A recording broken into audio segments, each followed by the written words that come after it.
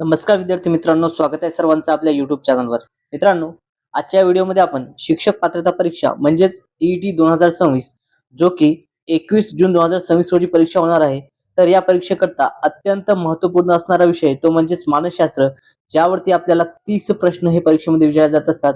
तर असे महत्त्वपूर्ण असे आपण सन 2013 ते 2025 आतापर्यंत परीक्षेत जे काही मानसशास्त्रावर आधारित टीईटी म्हणजे शिक्षक पात्रता परीक्षेमध्ये जे काही प्रश्न विचारण्यात आले होते, तर ते प्रश्न आपण आजच्या या व्हिडिओमध्ये घेणार आहोत. आणि मोस्ट ऑफ द टाइम विद्यार्थी मित्रो, हेच प्रश्न हे वारंवार रिपीट होत असतात. त्यामुळे सर्वांनी हा व्हिडिओ शेवटपर्यंत बघायचा आहे. व्हिडिओ आवडल्यास सर्वांनी व्हिडिओ लाईक करायचा आहे आणि जर पहिल्यांदा आपल्या चॅनलवरती व्हिडिओ बघत असाल तर सर्वांनी चॅनलला सबस्क्राईब करायचं आहे. आगामी परीक्षेमध्ये नक्कीच तुम्हाला या व्हिडिओचा फायदा होईल. चला तर मग व्हिडिओला सुरुवात करूया. बघा, आजच्या व्हिडिओमधील आपला पहिला प्रश्न आपल्या स्क्रीनवरती आहे. मन यांच्या मते पूर्वानुभवाच्या विविध अंगांनी मनातल्या मनात केलेली जुळवाजुळव म्हणजे डॅश डॅश होय. ओके, बघा, मन हा मानसशास्त्रज्ञ आहे.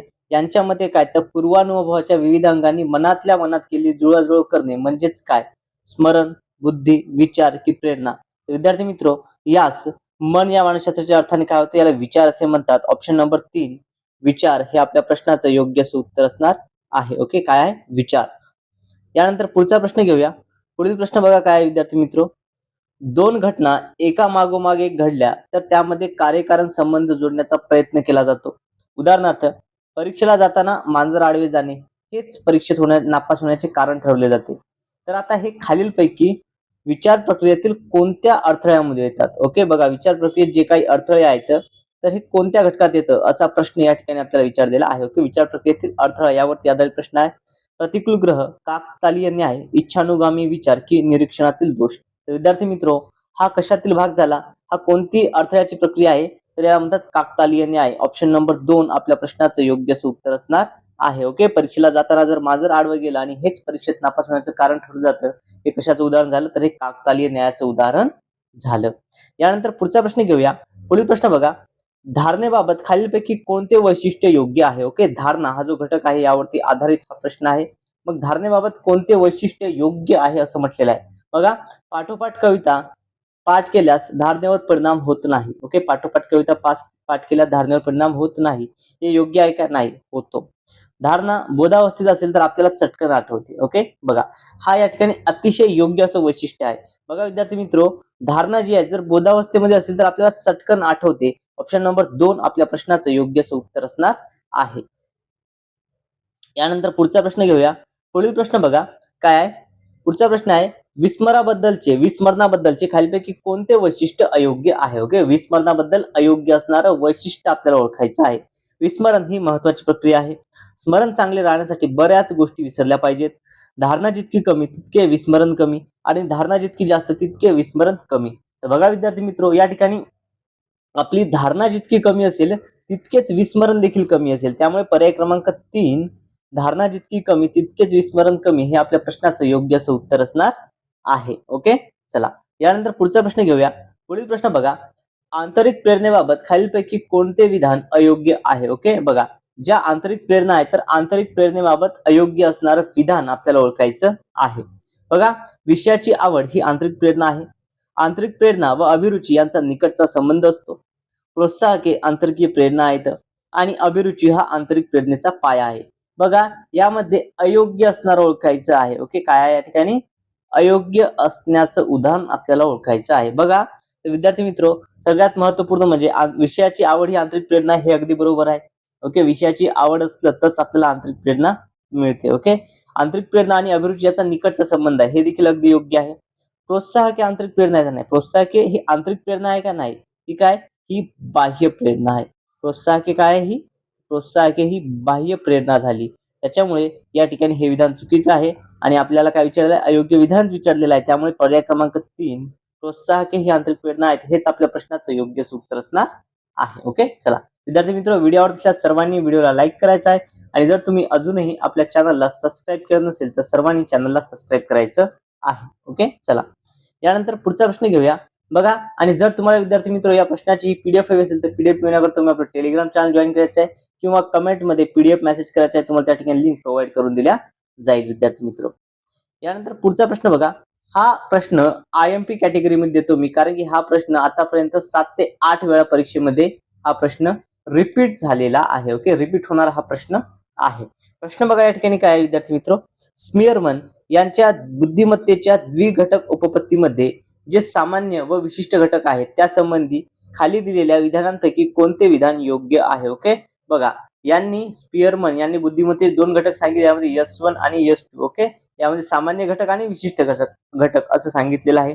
मग आता त्यामधील अयोग्य विधान जे आहे या ठिकाणी आपल्याला योग्य विधान कोणतं आहे त्यावरून ओळखायचं आहे. बघा, प्रत्येक व्यक्तीमध्ये सामान्य घटक मोठा असतो. ओके, प्रत्येक व्यक्ती याच्यामध्ये सामान्य घटक काय असतो, हा मोठा असतो. मोठा असतो का नाही, सामान्य घटक हा लहान असतो. हे विधान चुकीचं आहे. प्रत्येक व्यक्तीमध्ये विशेष घटक मोठा असतो, नाही हे आहे. ओके, बघा या ठिकाणी विशेष घटक कसा असतो, विशेष घटक विद्यार्थी मित्र लहान असतो आणि सामान्य घटक जो आहे या ठिकाणी हा देखील लहान असतात. ओके, बघा हे नाही आहे.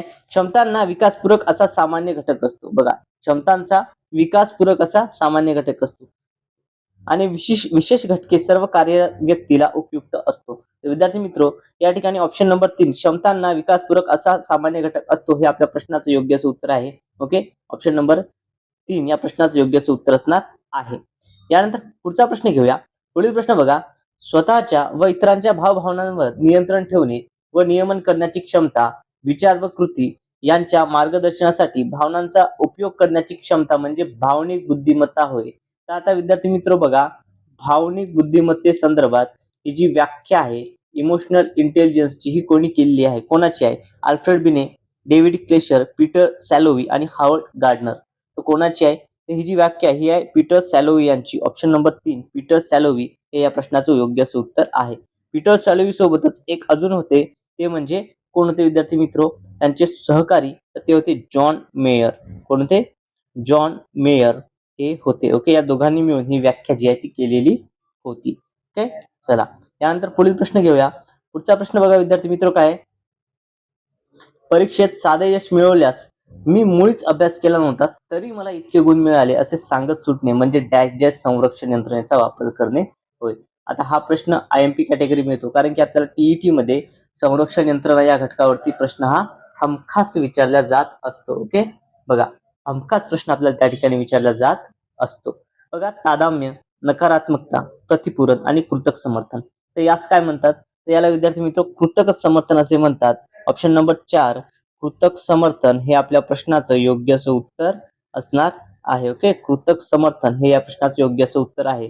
संरक्षण यंत्रणा या ठिकाणी IMP घटक आहे, त्यामुळे सर्वांनी हा प्रश्न व्यवस्थितरित्या कव्हर करून घ्यायचा आहे. विद्यार्थी मित्र व्हिडिओ आवडल्यास सर्वांनी व्हिडिओला लाईक करायचं आहे.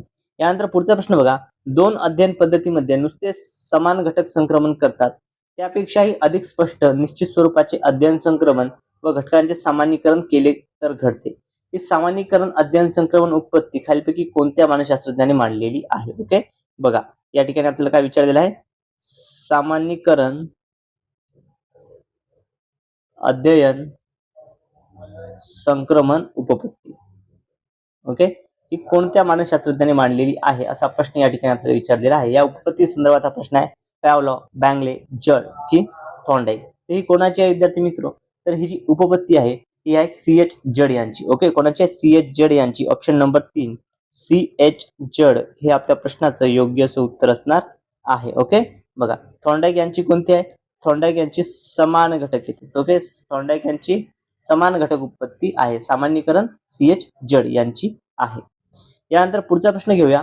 पुढील प्रश्न बघा, शैशवावस्थेत ज्या योगी बालक विचाराच्या व आकलनाच्या वर्तनात रचनेत किंवा नवीन घटक किंवा अनुभव समाविष्ट करून घेते त्यावेळी वर्तमान विचार पद्धतीनुसार एखाद्या उद्दीपकाचे किंवा घटनेचे संवेदन आकलन केले जाते, त्या प्रतिक्रिया केली जाते, त्याला डॅश डॅश क्रिया मिळते. काय मिळते, तर बघा याला काय म्हणतात विद्यार्थी मित्र, तर याला आत्मसातीकरण म्हणतात. ऑप्शन नंबर 2 आत्मसातीकरण हे या प्रश्नाचं योग्य असं उत्तर आहे. ओके, आत्मसातीकरण असं त्याला म्हणतात. यानंतर पुढचा प्रश्न घेऊया. पुढील प्रश्न बघा विद्यार्थी मित्र आपल्या स्क्रीनवरती आहे. प्रश्न काय आहे बघा, किशोरावस्थेतील बालकांच्या भावनिक विकासाबाबत खालीलपैकी कोणती बाब योग्य आहे. ओके, बघा किशोरावस्थेमधील जी बालके असतात त्यांच्या भावनिक विकासाबाबतची कोणती योग्य असणारी बाब आहे असा प्रश्न या ठिकाणी आपल्याला विचारलेला आहे. बघा, किशोरावस्थेतील बालके ही अर्थ समजूनच पाठांतर करतात. या वयातील मुलांची अवधान क्षमता अमर्यादित असते, नीती आणि तिची जाणीव असते, पाठ केलेले सहसा विसरत नाहीत. पाठ केलेले सहसा विसरत नाहीत असा प्रश्न या ठिकाणी आपला आहे. पहा मग या ठिकाणी योग्य बाब कोणती आहे यामध्ये, तर बघा या जी आहे जी अवधान क्षमता असते ही अमर्यादित असते. ओके, किशोरावस्थेतील जी बालके आहे त्यांची जी अवधान क्षमता असते ना ही अमर्यादित असते. ऑप्शन नंबर 2 आपल्या प्रश्नाचं योग्य असं उत्तर असणार आहे. ओके, यांची जी आहे अवधान क्षमता ही अमर्यादित असते. ओके, अवधान क्षमता अमर्यादित असते. यानंतर पुढचा प्रश्न घेऊया. तत्पूर्वी विद्यार्थी मित्रो, जर तुम्ही आपल्या चॅनलवरती नवीन असाल तर सर्वांनी चॅनलला सबस्क्राईब करायचं आहे. ओके, चला यानंतर पुढचा प्रश्न बघा. मंद गतीने अध्ययन करणाऱ्या विद्यार्थ्यांबाबत खालीलपैकी कोणती बाब अयोग्य आहे? बघा, जे मंद गतीने अध्ययन करतात त्या विद्यार्थ्यांबाबत अयोग्य बाब कोणती आहे असा प्रश्न या ठिकाणी विचारलेला आहे. ओके, बघा काय आता या ठिकाणी या विद्यार्थ्यांची बुद्धिमत्ता सामान्य असते. हे मंदबुद्धी विद्यार्थी असतात. सर्वसामान्यांच्या तुलनेत अभ्यासात मागे पडतात आणि या विद्यार्थ्यांसाठी नैदानिक चाचणीची आवश्यकता असते. तर बघा विद्यार्थी मित्रो, या ठिकाणी काय असणार आहे या प्रश्नाचं अयोग्य बाब म्हटलेलं आहे. तर या ठिकाणी अयोग्य बाब जी आहे तर काय, या विद्यार्थ्यांची बुद्धिमत्ता सामान्य असते. ओके, ही काय ही अयोग्य बाब आहे, चुकीची आहे. त्यामुळे पर्याय क्रमांक 1 आपल्या प्रश्नाचं योग्य असं उत्तर असणार आहे. यानंतर पुढचा प्रश्न बघा. व्यक्तिमत्व म्हणजे स्वतःच्या परिसराशी व्यक्तींचे व वैशिष्ट्यपूर्ण समायोजन होत असते. त्याला कारणीभूत असणारी, वर्तनाला चालना देणारी शारीरिक आणि मानसिक यंत्रणेची गतिशील संघटना होय. अशी व्यक्तिमत्वाची व्याख्या खालीलपैकी कोणत्या मानसशास्त्रज्ञाने दिली? ओके, पहा ऑप्शन बघा. Norman एल्मन, G.W. ऑलकोट, G.A. किम्बल आणि J.B. वॅटसन. तर व्यक्तिमत्वाची ही जी व्याख्या ही कोणत्या मानसशास्त्रज्ञाची आहे? तर ही G.W. ऑलकोट या मानसशास्त्रज्ञाची आहे. ऑप्शन नंबर 2 आपल्या प्रश्नाचं योग्य असं उत्तर असणार आहे विद्यार्थी मित्र. यानंतर पुढचा प्रश्न घेऊया. पुढील प्रश्न बघा काय आहे. वृकस्थ ग्रंथीमधून पाझरणाऱ्या अँड्रेनिल या स्त्रावाचे प्रमाण कमी झाल्यास खालीलपैकी कोणता परिणाम दिसून येतो? ओके, अँड्रेनिल हे जे स्त्राव आहे त्याचं प्रमाण जर कमी झालं, ओके प्रमाण काय झालं कमी झालं तर काय परिणाम दिसून येतो? पौरुषत्व दिसून येते, स्वास्थ्य जाणवते, व्यक्ती अशक्त दिसते की व्यक्ती स्थिर वृत्तीची दिसते? काय असणार आहे या ठिकाणी विद्यार्थी मित्र? काय होते तर व्यक्ती जी आहे ती अशक्त दिसते. ऑप्शन नंबर 3 आपल्या प्रश्नाचं योग्य असं उत्तर आहे. ओके, व्यक्ती अशक्त दिसते. ओके, ऑप्शन 3 या प्रश्नाचं योग्य असं उत्तर असणार आहे. यानंतर पुढील प्रश्न घेऊया. पुढचा प्रश्न बघा. अध्ययन उपपत्तीच्या वर्गीकरणातील आधुनिक उपपत्तीमध्ये खालीलपैकी कोणत्या उपपत्तीचा समावेश होत नाही? ओके, बघा अध्ययन उपपत्तीचं जे वर्गीकरण करतात त्यामध्ये जे आधुनिक उपपत्ती आहे त्यामध्ये कोणत्या उपपत्ती समावेश होत नाही? आधुनिक उपपत्ती म्हटलेलं आहे बघा. प्रभुत्व अध्ययन उपपत्ती, क्षेत्रीय उपपत्ती, सामान्य अध्ययन उपपत्ती की माहिती प्रक्रियाकरण उपपत्ती, कोणत्याचा समावेश होत नाही? तर विद्यार्थी मित्र या ठिकाणी बघा ही आहे आणि ही आहे. ओके, प्रभुत्व अध्ययन उपपत्ती आहे, क्षेत्रीय उपपत्ती आहे, सामाजिक अध्ययन उपपत्ती आहे. यामध्ये समाविष्ट न होणार ती म्हणजे माहिती प्रक्रियाकरण प्रतिमान. तर हे काय आहे तर बघा या ठिकाणी समजून घ्या. हे काय आहे माहिती प्रक्रियाकरण प्रतिमान, हे काय ही अध्यापनाची प्रतिमाने आहेत. ओके, हे काय हे अध्यापन प्रतिमाने आहे. त्यामुळे या ठिकाणी याचा समावेश उपपत्तीमध्ये होतो का? नाही. त्यामुळे ऑप्शन नंबर 4 या प्रश्नाचं योग्य असं उत्तर आहे. ही अध्यापन प्रतिमाने आहेत. ओके, चला यानंतर पुढचा प्रश्न घेऊया. पुढील प्रश्न बघा. अध्ययनार्थी आदर्श शोधतो, त्याचे निरीक्षण करतो, त्याचे वर्तनाचे अनुकरण करतो आणि आपल्या वर्तन प्रबलनाची आशा करतो व अध्ययन करतो.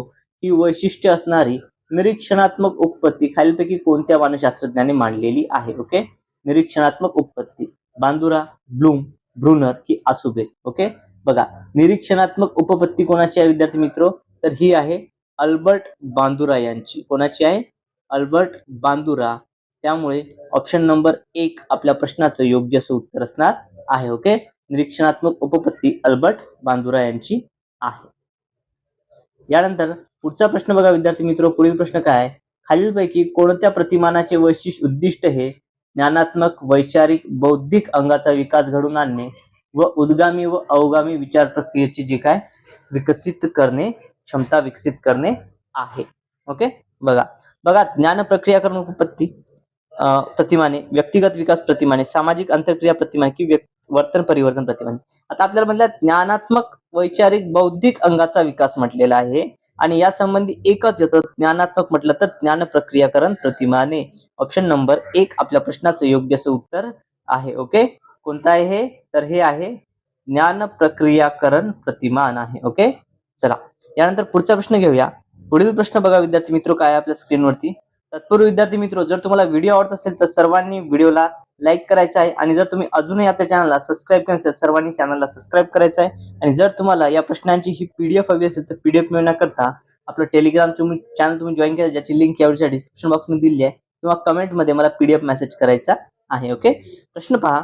खाली दिलेल्या अध्ययन प्रक्रियेच्या वैशिष्ट्यामध्ये कोणते वैशिष्ट्य योग्य नाही? ओके, अयोग्य असणारं वैशिष्ट्य या ठिकाणी आपल्याला ओळखायला सांगितलेलं आहे. बघा, अध्ययन हे नेमके कृतीद्वारा घडत असते.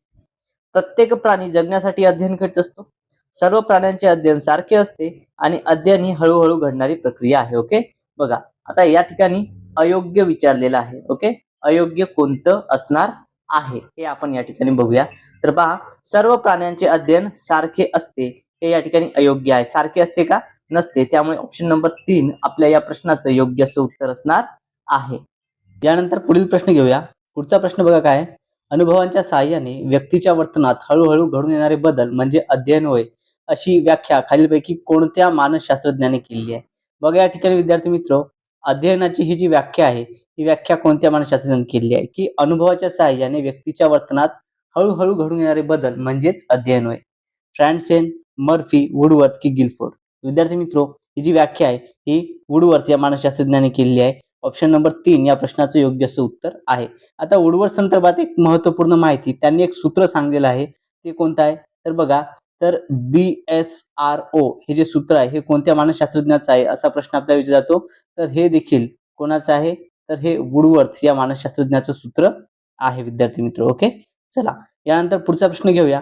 पहा, पुढील प्रश्न आपल्या स्क्रीनवर आहे. प्रश्न काय आहे? अध्ययन करताना पठारावस्था निर्माण होऊ नये म्हणून खालीलपैकी कोणत्या गोष्टी कराव्यात? ओके, अध्ययन करताना पठारावस्था निर्माण होऊ नये म्हणून खालीलपैकी कोणत्या गोष्टी कराव्यात असा प्रश्न या ठिकाणी आपल्याला विचारलेला आहे. बघा, विद्यार्थ्यांमध्ये अभिरुची निर्माण करावी. ओके, पठारावस्था होऊ नये म्हणून आपल्याला विद्यार्थ्यांमध्ये अभिरुची निर्माण करावी लागेल. अगदी बरोबर आहे.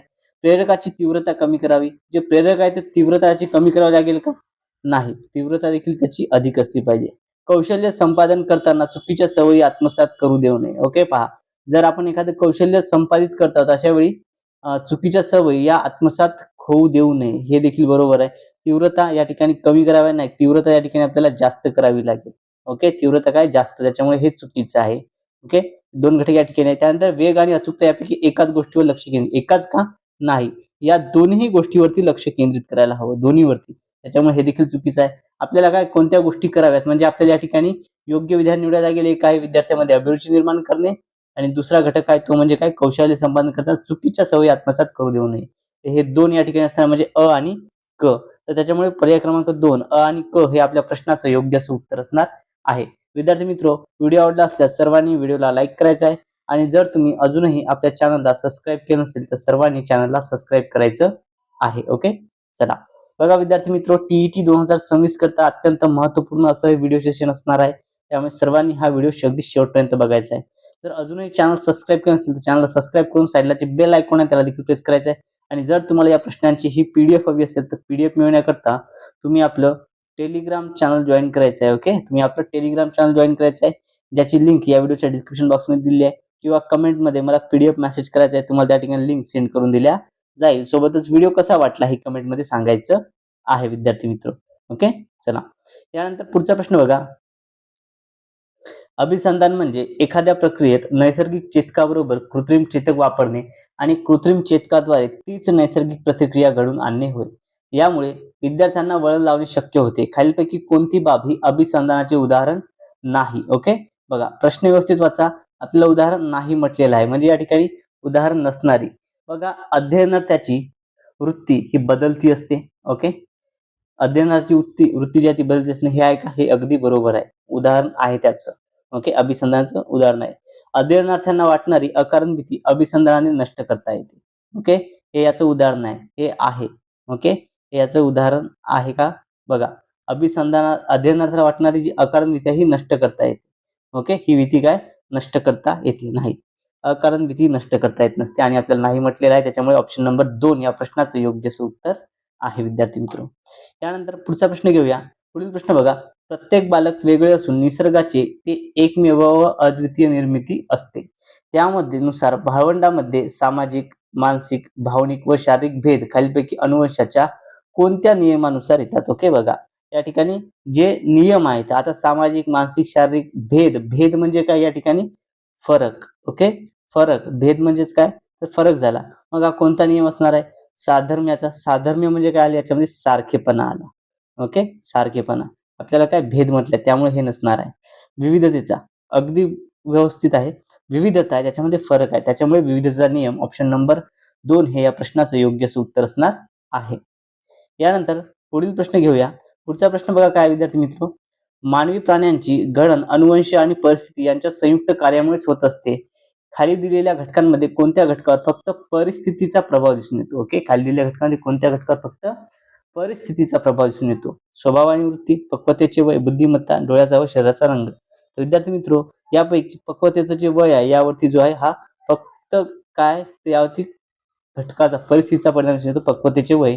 ऑप्शन नंबर 2 आपल्या प्रश्नाचं योग्य असं उत्तर आहे. यानंतर पुढील प्रश्न बघा, केवळ ज्ञानेंद्रिय उद्दीपित होऊन जी प्राथमिक स्वरूपाची मानसिक प्रक्रिया होती ती संवेदना होय.